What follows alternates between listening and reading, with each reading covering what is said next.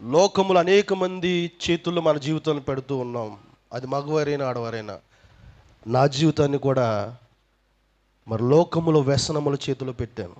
అయితే ఎవరి చేతుల్లో పెడితే మనకు విలువ వస్తుంది అంటే, నా జీవితాన్ని, నా బ్రతుకును దేవుని చేతుల్లో పెట్టాను. ఎలా పెట్టాను తెలుసా? ఫస్ట్ నా జీవితం ఎలా ఉండేదంటే, పాపంలో పడిన వాడను,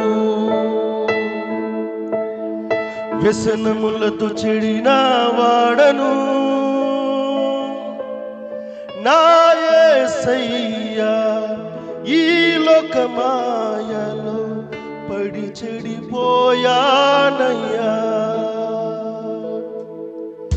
ఆశలతో తిరిగిన వాడను, మోసముతో బ్రతికిన వాడను, నా యేసయ్యా నీ చేతిలో పడగా బాగు చేసావయ్యా. పొంగలి పురుగులాంటి నా జీవితాన్ని అందమైన సీతాకోక చిలుకగా మార్చావే. ఎండిపోయిన మోటు లాంటి నా జీవితాన్ని నీటి వారన నాటబడిన మొక్కగా మలచావే.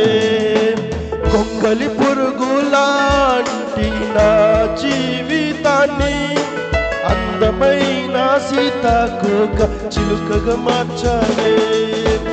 ఎండిపోయిన మోడు లాంటి నా జీవితాన్ని నీటి వారన నాటబడిన మొక్కగా మలచావే. ఎలా ఉందండి నా జీవితం? పాపంలో పడిన వాడను. ఇంకోటి ఏంటంటే, వ్యసనములతో చెడినవాడు. వ్యసనం అంటే అది సిగరెట్ అవ్వచ్చు, మందు అవ్వచ్చు, మనిషి అవ్వచ్చు, బూతులు అవ్వచ్చు, సీరియల్ కూడా అవ్వచ్చు. వ్యసనం అంటే దేవుని కన్నా ఎక్కువ ధ్యాస దేని మీద అయితే ఉంటుందో దానికి నువ్వు వ్యసనపరుడు అయిపోయినాడు. కాబట్టి పాపంలో పడిన వాడను, నా కోసం నేను రాసుకున్నాను. వ్యసనములతో చెడిన వాడను, నా యేసయ్యా ఈ లోకమాయలో పడి చెడిపోయానయ్యా. ఈ లోకమాయలో ఏం చేశాను?